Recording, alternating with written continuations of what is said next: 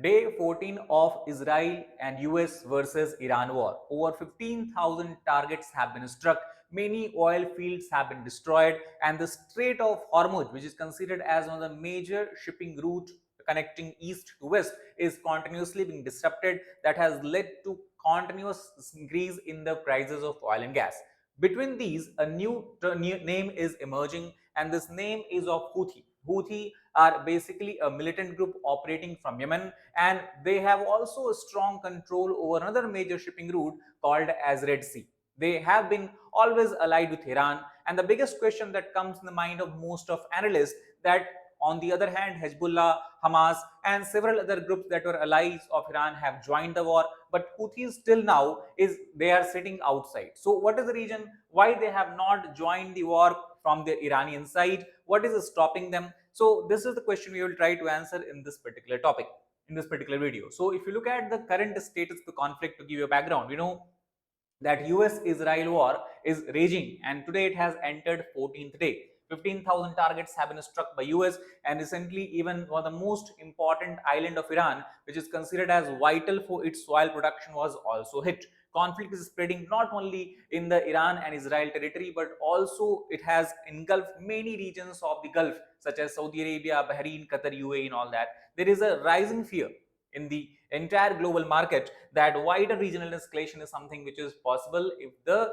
solution is not found in coming days. If you look at the most recent development, Israel has continuously carried out strikes targeting both Lebanon, where you have Hezbollah, as well as Iranian territory, and over 8 people were killed in southern Lebanon. Increased operations we are seeing near the Israeli-Lebanon border. Iranian allies across the region have become involved. We have seen involvement of Hezbollah, who has been continuously firing rockets inside the Israeli territory. We also have seen in the Iraq, the group that is allied with the Shia militants of Iran, they also have targeted the American air bases, American assets as such. So there is a development of multi-front war in the Middle East. In this, the new supreme leader has been elected. It's the son of the earlier leader called as Mohammad Mustafa Khamenei. He has become the new supreme leader, and he released first statement on March 12th. In this statement, he has stated that Iran would use leverage it enjoys over the Strait of Hormuz, and because of just such a statement, there is a large-scale crisis that might unfold in the near future, because any disruption to the supply of Strait of Hormuz would have significant implications on the shipping of the global energy, especially when you talk about the global energy producers and consumer. They are in the Middle East, and consumers are in the Asia, and most of these consumers get their supply from the Strait of Hormuz. Now, strategic importance of the state can be seen from this particular map itself. This is Strait of Hormuz connecting the Gulf, the major oil and gas producing regions of the world, to the east, where you have India, China, countries such as Korea and Japan. Now, the biggest question that comes into mind, that Hezbollahs have joined the war, Hamas have joined the war, and even the Shia militants of Iraq have joined the war. So what is stopping the Houthis, who are on the staunchest supporter of the Ayatollahs in Iran, from joining the war? Now, first of all, to understand briefly who are the Houthis, they are a Yemeni militant group. They also refer themselves by the name of Ansar Allah. So Ansar Allah or Houthis, it basically began as a movement, the movement that soon engulfed the entire Yemen, the state in the Arabian Peninsula in the southern part. And in beginning, they were largely against the government. They used to say that the Yemeni government is nothing but a puppet of Western countries, Western regime, and that's why they need to be changed. And gradually, as their movement, as their demand began to gain widespread support from the local population, they gained influence after 2011 Arab Spring. We know that it was during the Arab Spring, many leaders across the Middle East were ousted from the power, whether it is Muammar Gaddafi from Libya, or whether it is Hosni Mubarak from the Egypt as such. They also began to build closer ties with Iran and regional allies. Now, why Iran? The reason is because these Houthis are Shia, belonging to Shia sect of Islam, and that's why they feel traditionally more allied with Iran, which hosts more than 90% of Shia population within its territory. Similarly, Yemen is surrounded by the Saudi Arabia, you have Oman. All of these are largely Sunni-led group. Now, if you try to also understand the significance of Houthis, Iran has portrayed them as a part of the resistance, axis of resistance, the term that they have used, the axis that is fighting against the Western power, especially against the US and Israeli hegemony. And there in the axis of resistance, we have group in Iraq such as Asaib Ahlak Kataib, Hezbollah, Badr organization. Lebanon, we know that Hezbollah is very strong group, or at least was strong at least till a year ago when Israel decimated their entire structures. Then we have in Gaza Hamas and Islamic Jihad, and then Yemen Houthis. So these groups somewhere together makes up axis of resistance along with Iran. Iran also has reportedly supplied them with arms and ammunition passing through Gulf of Oman, Arabian Sea to the Yemen as such. So that's why they are very important part of the Iranian resistance. Now, the rise of Houthi power in Yemen can be understood from the fact that in 2014, they were able to take control of the capital of Yemen, Sana'a, ousting the Sunni-led government. Then it is due to this region, as Saudi Arabia felt that they can also create challenges for them in the near future. Along with United Arab Emirates, they launched a military campaign in 2015. It is leading to one of the most, we can say, world's worst humanitarian crisis, because thousands of people were displaced, hundreds of people were killed in what we can call as a civil war like situation that erupted in Yemen as such. Then since 2022, some extent of peace is seen in the country as UN brokered truce is being held.